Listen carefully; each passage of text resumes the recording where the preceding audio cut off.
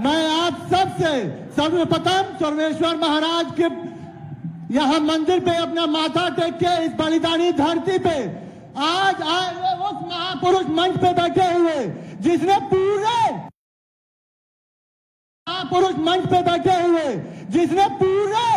उत्तर प्रदेश में महिलाओं को यह सुनिश्चित कर दिया कि कोई माफिया अलका राय की तरह किसी महिला के सिंदूर और मंगलसूत्र का खिलवाड़ नहीं करेगा, जिसने यह सुनिश्चित कर दिया जो कभी पीयूष राय जैसे किसी अन्य बालक को यतीम नहीं होने दिया।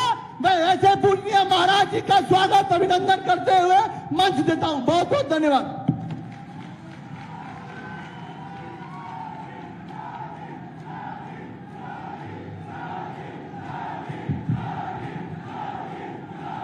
भारत माता की, भारत माता की, भारत माता की। वंदे वंदे वंदे। मंच पर उपस्थित भारतीय जनता पार्टी के लोकप्रिय प्रत्याशी श्री नीरज शेखर जी,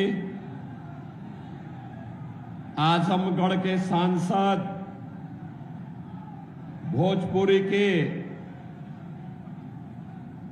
लोकप्रिय कलाकार, फिल्म एक्टर, गायक श्री दिनेश लाल यादव निरुआ जी,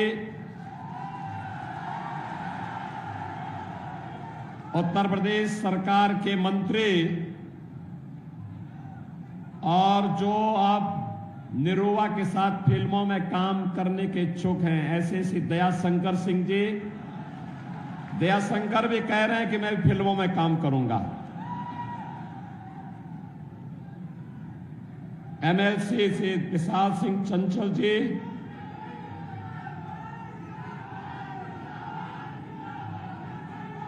युवा नेता और पूर्व विधायक स्वर्गीय कृष्णानंद राय जी के सुपुत्र श्री पीयूष राय जी, लोकसभा के प्रभारी मार्कंडे शाही जी, संयोजक राजीव मोहन चौधरी जी, संदीप सिंह जी, श्यामराज तिवारी जी, कृष्ण बिहारी राय जी, विजय शंकर राय जी, ओम प्रकाश राय जी, मोहम्मदाबाद क्षेत्र से जुड़े हुए मेरे सभी उपस्थित बहनों और भाइयों,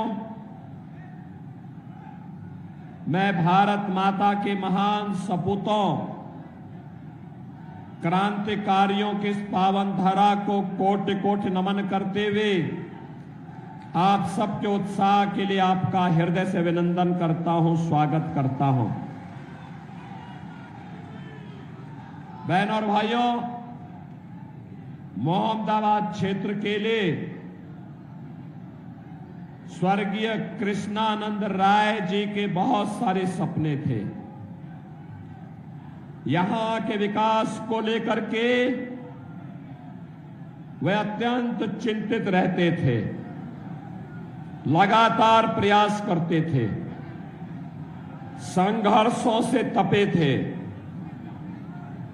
बहनों और भाइयों, जब भी कृष्णानंद राय जैसा कोई कार्यकर्ता, कोई जनप्रतिनिधि विकास के लिए कोई प्रयास करता था, ये समाजवादी पार्टी ऐसे युवाओं नेताओं को माफियाओं की भेंट चढ़ा देता था।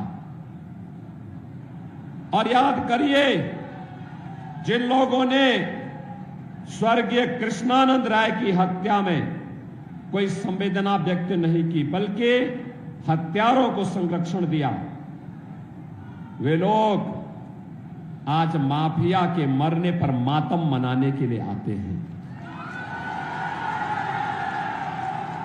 मैं कहना चाहता हूं, कृष्णानंद राय विधायक थे, भारतीय जनता पार्टी के विधायक थे। श्री श्याम शंकर राय उनके साथ में थे, रमेश राय साथ में थे, रमेश पटेल साथ में थे, मुन्ना यादव साथ में थे, अन्य लोग साथ में थे, सब मारे गए। और किस बर्बरता के साथ मारा गया था बहन और भाइयों, तब भी प्रदेश में समाजवादी पार्टी की सरकार थी और केंद्र में कांग्रेस की सरकार थी। ये दोनों जब मिलते हैं कोई न कोई अनर्थ होता है, हमें फिर से अनर्थ नहीं होने देना है। और यही अपील करने के लिए मैं आपके पास आया हूं, यही अपील करने के लिए मैं आज आया हूं आपके पास। हमें तो गौरव की अनुभूति होनी चाहिए कि आज हम लोग एक ऐसे माहौल में जी रहे हैं जो कल्पना कभी देश के प्रथम स्वातंत्र समर के लिए महान स्वतंत्रता संग्राम सेनानी मंगल पांडे ने की थी, जो कामना चित्तू पांडे ने की थी। विकास की जो तड़प पूर्व प्रधानमंत्री सरदेव चंद्रशेखर जी में थी और मोहम्मदाबाद की समग्र विकास के लिए जो चिंतित रहते थे, ऐसे कृष्णानंद राय के सपनों का मोहम्मदाबाद, गाजीपुर, बलिया, उत्तर प्रदेश और भारत बने। मोदी जी और योगी जी यही प्रयास कर रहे हैं और इसी के लिए आपके पास आए हैं। बहनों और भाइयों, आज मैं पूछना चाहता हूं समाजवादी पार्टी और कांग्रेस से, क्या मुन्ना यादव, जिसको मुख्तार जैसे माफिया ने स्वर्गीय कृष्णानंद राय के साथ हत्या के थे, क्या वह पिछड़ी जाति का नहीं था? क्या रमेश पटेल पिछड़ी जाति के नहीं थे? बहनों और भाइयों, क्या प्रयागराज के माफिया के द्वारा मारा गया वहां पर पूजा पाल के पति राजू पाल क्या पिछड़ी जाति के नहीं थे? या जया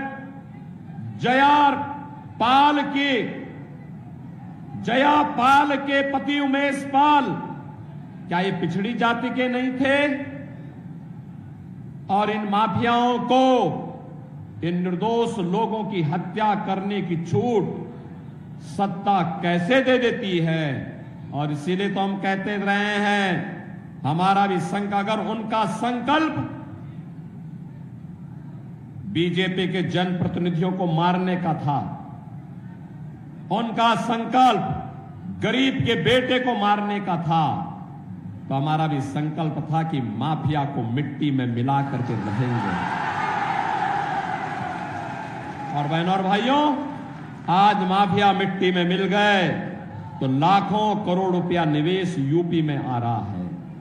और मैं कह सकता हूं आपको, जो यहां पे नीरज शेखर कह रहे थे, जो कह रहे थे कि यहां के पूर्वांचल के नौजवानों को पूर्वांचल में नौकरी मिलनी चाहिए, हमारा भी यही संकल्प है। अब ये गाजीपुर से लखनऊ जा रहा पूर्वांचल एक्सप्रेसवे और इसका बलिया जा रहा लिंक एक्सप्रेसवे, इसी औद्योगिकीकरण के लिए ये बीजेपी की डबल इंजन सरकार ने इसीलिए बनाया है। यही फैक्ट्री लगेगी, यही नौकरी मिलेगी, यही काम मिलेगा। और अब तो आपके पास हाईवे भी, रेलवे भी, बगल में एयरपोर्ट भी, कई एयरपोर्ट, आजमगढ़ में एयरपोर्ट, गोरखपुर में, वाराणसी में, और साथ साथ मां गंगा है तो वाटरवे भी। वाटरवे का मंत्री हमारे प्रदेश में ये दया शंकर ही हैं। इसको थोड़ा समझाइए, कहिए कि निरुआ के साथ, निरुआ कोई फिल्मों में काम करने दीजिए, ये स्वयं मंत्री के रूप में काम करें। कह रहे हैं कि मुझे निरुआ के साथ गाना गाना है और उनके साथ डांस करते हुए फिल्म बनानी है। हमने कहा भी देखो, तुम्हें तो अपना वजन कम करने में ही 10 साल लग जाएंगे, तब तक तुम बुढ़ा जाओगे। और इसीलिए बहन और भाइयों, आप देखिए, जब कनेक्टिविटी बेहतर होती है, विकास भी होता है, निवेश होता है, रोजगार का सृजन होता है। नौजवान हमारा यही नौकरी पाएगा, रोजगार पाएगा, और यही तो हम कर रहे हैं। मोदी जी ने देश को 10 वर्ष में इसी बात को लेकर चमकाया है। और बहनों और भाइयों, 7वें चरण का अंतिम चरण के चुनाव के लिए आज हम आपके बीच आए हैं। पूरे देश के अंदर उत्तर, दक्षिण, पूरब, पश्चिम, जहां कहीं हम जाते हैं, लोगों के मन में एक ही भाव है, एक ही संकल्प है। हर ओर लोग कहते हैं, जब हम कहते हैं क्या होगा, तो जनता कहती है फिर एक बार, फिर एक बार, और अब की बार 400 पार। 400 पार की जब बात होती है तो समाजवादी पार्टी को तो चक्कर आने लगता है, क्योंकि ये तो केवल 60-62 सीटों पे ही चुनाव लड़ रही है, 60-62 सीटों पर। और यादवों में भी देना था, सब अपने ही खानदान के दे दिए। यानी सेफई के अलावा प्रदेश में कहीं नहीं। अरे कहीं निरुआ भी है, बीजेपी ने उनको बनाया। मैं तो मुंबई गया था, निरुआ वहां फिल्मों में काम कर रहा था।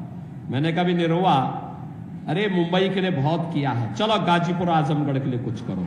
और देखो, 2 साल से, पिछले 5 साल से लगातार आजमगढ़ और गाजीपुर में काम भी कर रहे हैं, फिल्मों की शूटिंग भी कर रहे हैं और वहां का विकास भी कर रहे हैं। देखो, निरुआ के सांसद आजमगढ़ के बनने के बाद वहां पूर्वांचल एक्सप्रेस वे भी जुड़ गया, वहां एयरपोर्ट भी आ गया, वहां विश्वविद्यालय भी बन गया, वहां मेडिकल कॉलेज भी बन गया, नर्सिंग कॉलेज भी बन गया और संगीत महाविद्यालय भी बन गया है।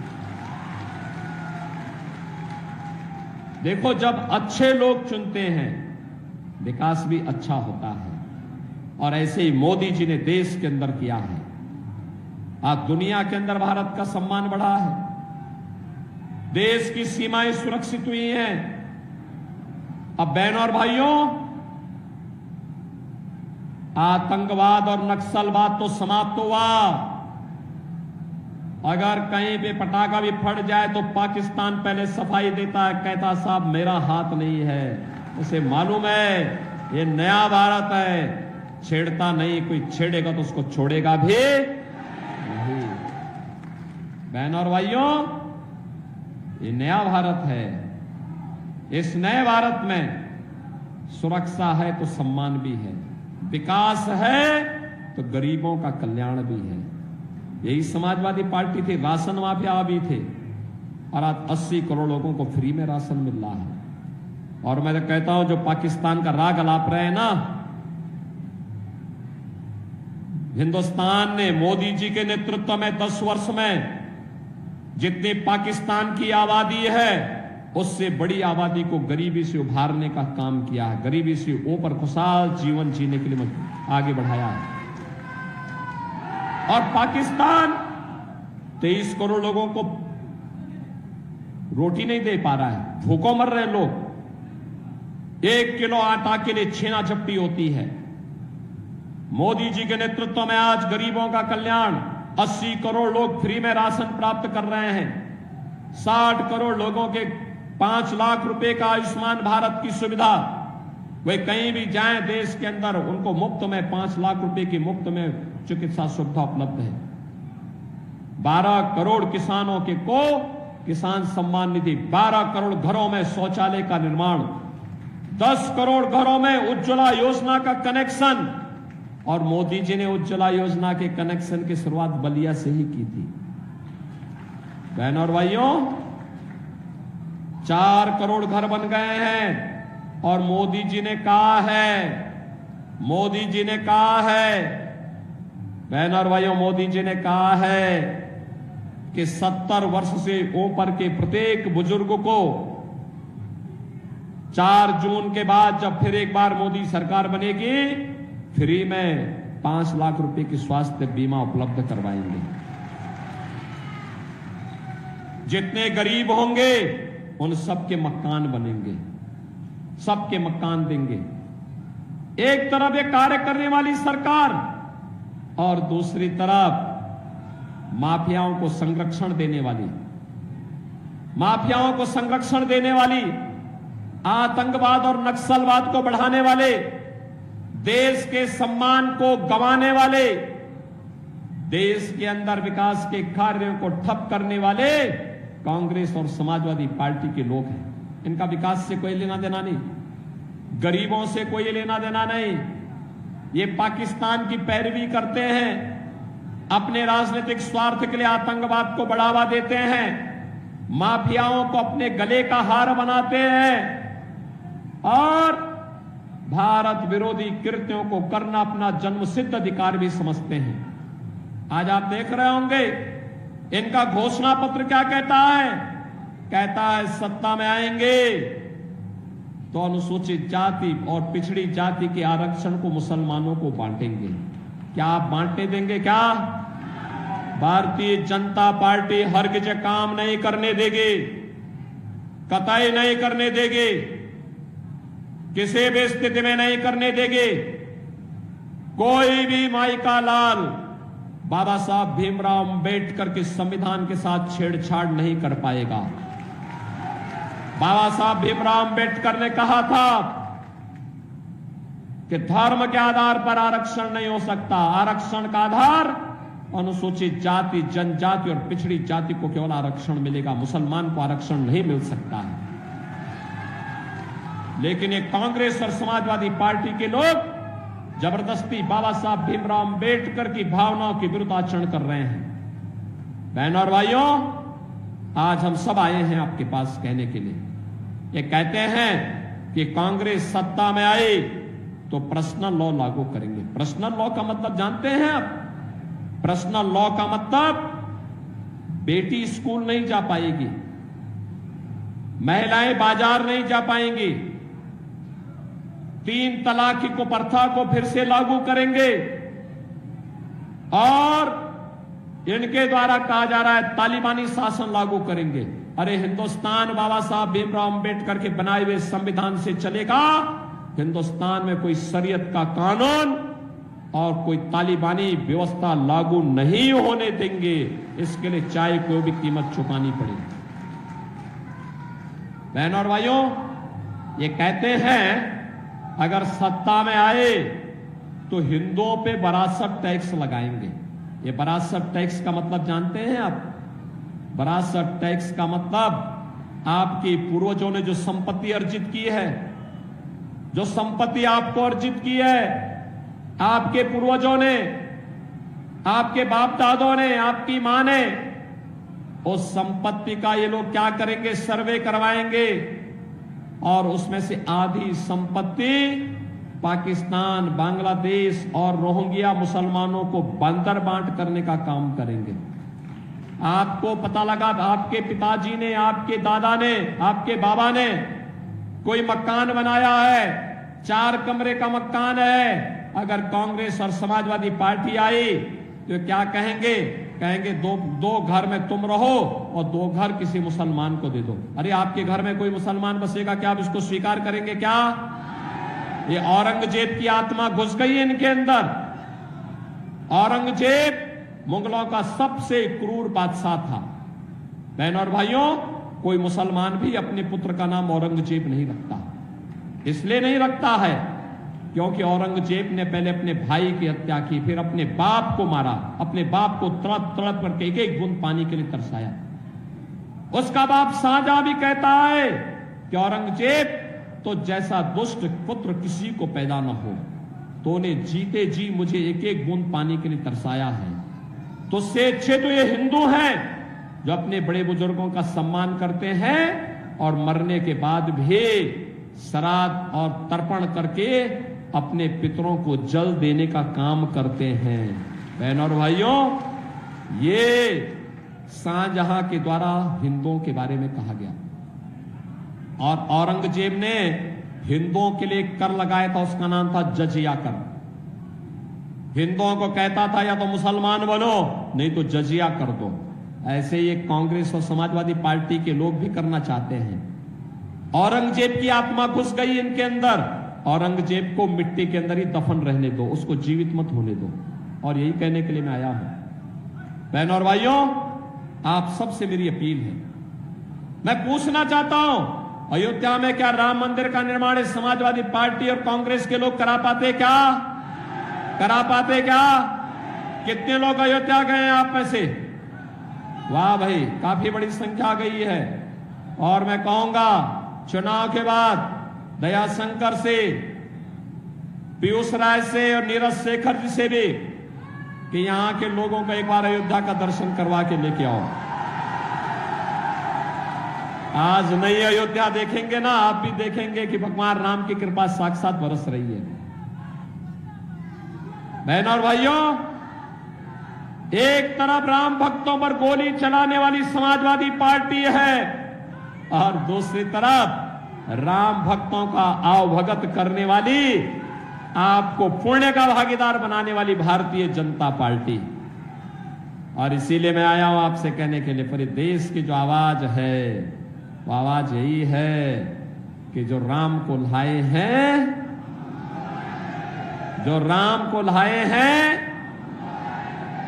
और राम भक्त ही राज करेगा। आप सहमत है ना? इसके लिए हमें बलिया संसदीय सीट पर से नीरज शेखर जी को भारी बहुमत से विजय बना के भेजना पड़ेगा। मोहम्मदाबाद सहमत है? सहमत है? नीरज शेखर जी चुनाव जीत के जाएंगे रिकॉर्ड वोटों से। आप सभी समर्थन करेंगे। इसके लिए आपको दो काम करने पड़ेंगे। करेंगे। एक 4 दिन का समय है, 28, 29, 30 और 31। इन 4 दिनों में आपसे मैं अपील करूंगा कि आप में से हर व्यक्ति 10-10 घर में जाकर के एक मतदाता से मिलना है और कहना, मोदी जी के नेतृत्व में आत्मनिर्भर और विकसित भारत के लिए, राम राज्य की संकल्पना को साकार करने के लिए, देखो याद रखना, ये समाजवादी पार्टी तो कुछ नहीं करेगी, लेकिन हम कह सकते हैं कि अयोध्या और काशी के बाद अब हम मथुरा की तरफ ही जा रहे हैं। हम ही जाएंगे उधर भी। और इसलिए बहनों और भाइयों, मैं आपसे कहूंगा, घर घर जाना है, आत्मनिर्भर भारत के लिए और विकसित भारत के लिए मोदी जी को फिर से प्रधानमंत्री बनाना है। इसके लिए कमल चुनाव चिन्ह पर बटन दबाना है। बोलेंगे? सहमत करेंगे? और बहनों और भाइयों, 1 जून को मतदान होना है। 1 जून के मतदान के दिन उन सभी 100 से लेकर 125 वोटर को लेकर ही मतदान केंद्र में जाकर के 10 बजे के पहले मतदान करा देना। कराएंगे? दोनों हाथ उठा के मेरे साथ बोलेंगे, भारत माता की, भारत माता की, भारत माता की जय श्री राम, जय जय श्री राम, जय जय श्री राम।